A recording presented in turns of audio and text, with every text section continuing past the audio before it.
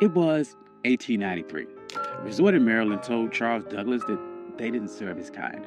They thought by denying him a meal, they were putting him in his place. But he didn't argue. He didn't march. He walked down the beach, found the property line, and bought 40 acres right next door. He didn't ask for a seat at the table. He bought the ground the table was sitting on. This is the story of how Charles Douglas turned a restaurant rejection into the first black municipality in the state of Maryland. This is One Mic Black History, and if you like stories like this, you can find more stories like this at OneMicHistory.com. But without further ado, let's get started. To understand this heist, you have to understand the insult. It was August 1893. The Chesapeake Bay was the playground for Washington and Baltimore's elite. The system at the time called the place Bay Ridge. It was known as the Queen of Chesapeake. It was a grand hotel, massive boardwalk, and a restaurant that promised the finest dining on the East Coast. Charles Douglas and his wife Laura, they weren't there to make trouble. They were blackocracy. Charles was a high-ranking official at the Treasury Department. He was polished, he was wealthy, and he was a veteran. He walked to the restaurant at Bay Ridge and asked for a table. The waiter did not look at Charles's uniform. He didn't look at his credentials. He just looked at his skin color and said, "We don't serve your kind here." Now, this is the moment where the struggle would usually kick in. The textbook version of this story would tell you how sad Charles was. It would talk about the pain of segregation. But Charles Douglas didn't have time for that. He had a military mind. And he looked around the restaurant and saw white families eating. He saw the owners counting money. And he realized that their business was built on a territorial monopoly. They thought that they owned the prestige of the water. They thought by banning him, they were keeping the luxury for themselves. Charles walked out of that restaurant, but he did not leave the area. He walked down the beach, he crossed the property line, and he stood on the dirt right next to the people that insulted him. He was looking at a 40-acre tract known as Bashir's Farm. It was rugged, overgrown patch of coastline. To the owners of Bay Ridge, it was a waste of space. To the system, it was unimproved land. But to the Colonel, it was the high ground. Charles Douglas knew something the owners of Bay Ridge didn't. The system is only as strong as its borders. Bay Ridge was a fortress of whiteness, but the walls ended at the property line. If Charles could control the land right next to them, he didn't need their permission to exist. He could create a parallel world that Jim Crow laws of public accommodations could not touch. See, in 1893, separate but equal wasn't even legal doctrine yet. That would not happen for another 3 years with Plessy versus Ferguson. But the private property doctrine was already ironclad. The law of the land said that a man could do whatever he wanted with the dirt that he owned. Charles realized that public space was a trap. If you relied on the public to treat you fairly, you were a beggar. But if you owned the private, you were sovereign. So he went to the owner of the 40-acre farm, a man by the name of Daniel Bashirs. He didn't ask for a favor. He brought money. He offered him $5,000 cash. In 1893, that was an astronomical sum. It was roughly the equivalent of about $175,000 in today's money. But the strategic value was worth millions. Bashirs took the money. He signed the deed. And on that day, the Queen of Chesapeake lost its monopoly. Charles Douglas didn't just buy a farm. He bought the gateway to the bay.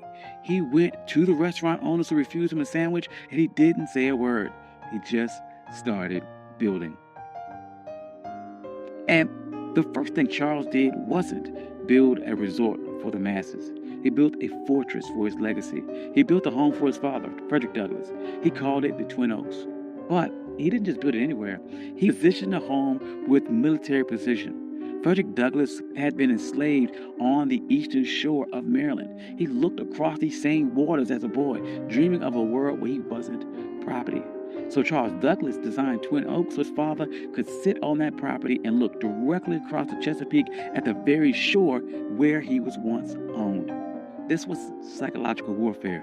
It was a message to the system that you didn't lose a slave, you lost the entire coastline. Frederick Douglass never got to spend a full summer there because he died in 1895, but the receipt was still filled. The Douglass name was now etched into the land in the deeds of Maryland. But Charles was not done. He knew that one house was an anomaly. But an entire empire is a network. So he began subdividing the land, and he didn't sell it to just anyone. He targeted the sovereign class. He sold lots to black doctors, black lawyers, black engineers, black poets in D.C. and Baltimore. He created a neighborhood where the white-only signs of Bay Ridge were relevant. By the turn of the century, Highland Beach wasn't just a place to swim. It was a black think tank. Paul Robeson was there. Langston Hughes was there. W.E.B. Du Bois was there. They weren't protesting segregation. They ignored it. They built their own hotels. They built their own pier. They built a community center. They built a closed economy where black money stayed in black pockets and black dignity was the default setting. Now, there's no way the system sat back and watched this happen. The owners of the white resorts nearby were furious. They saw the private property loophole working against them, and they realized that they had lost control of their territory. So they tried to use paper weapons. First, they tried to use vagrancy laws. They sent the police to harass people walking between the train station and Highland Beach. They wanted to make the journey so uncomfortable that the residents would give up. That didn't work. Highland Beach residents started their own shuttle service. They controlled the logistics. Then the white resort owners tried to use a legal glitch. They realized that Highland Beach was technically a part of an unincorporated area. They thought they could use local zoning boards to condemn the land or pass an ordinance that would tax the Douglass family into bankruptcy. They tried to treat Highland Beach like a nuisance.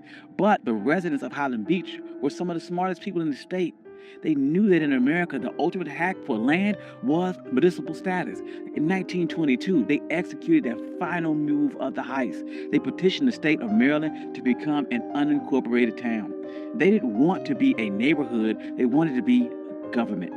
They won. Highland Beach became the first black municipality in the history of Maryland.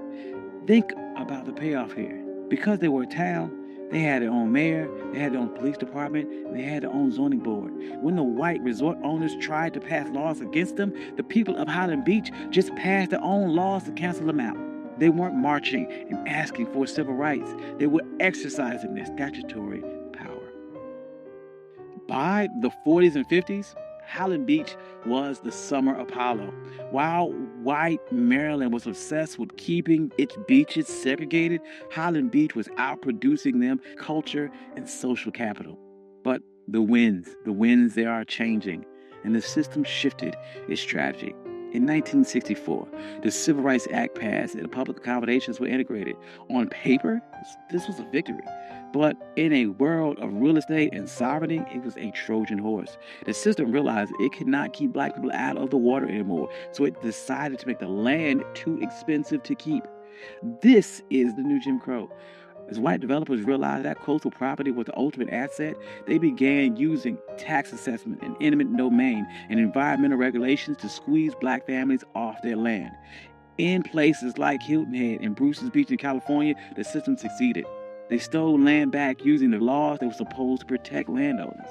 But look at Highland Beach today. It's still there. It survived the rise of developers. It survives the collapse of other resorts. It survives because Charles Douglass didn't build a charity. He built a closed-loop system. The residents of Highland Beach understood that the land wasn't just for lounging. It was for continuity. They passed these down for generations. They created trust. They created a black culture of holding the line. During the Civil Rights Movement, we get caught up about the seat at the lunch counter. But Charles Douglass reminds us that the lunch counter is just a piece of furniture, and that if someone owns a building, they can always find a reason to move the chair or keep you out. The true power is owning the blueprints. Charles Douglass was told his money wasn't good enough for a meal, and he didn't waste a second trying to change that with his mind. He used that energy to change the map.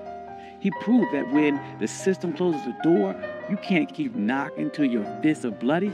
You can buy the hallway. You can buy the entire building. You can buy the entire beach. You can buy the ground that it sits on. And today, Highland Beach stands as a reminder that we aren't just laborers in the American story. We are the engineers of our own exit. Thank you. This is One My Black History. I'm your host, Country Boy. If you like stories like this, you can find more stories like this at onemyhistory.com. Hope you enjoyed this. This is something different. I enjoyed this a lot. Trying to do, once again, more stories about agency, about pattern interrupts, how people overcome, and how They took a system that was designed to keep you back and beat it and overcame or outsmarted that system. Hope you enjoyed that. I'd like to thank all my day ones. You guys are amazing. Thank you guys all for coming out. Financial contributors. Oh, yes. And if you don't see your name here, please reach out to me. I'll add your name. I'm sorry. I love you all. Peace.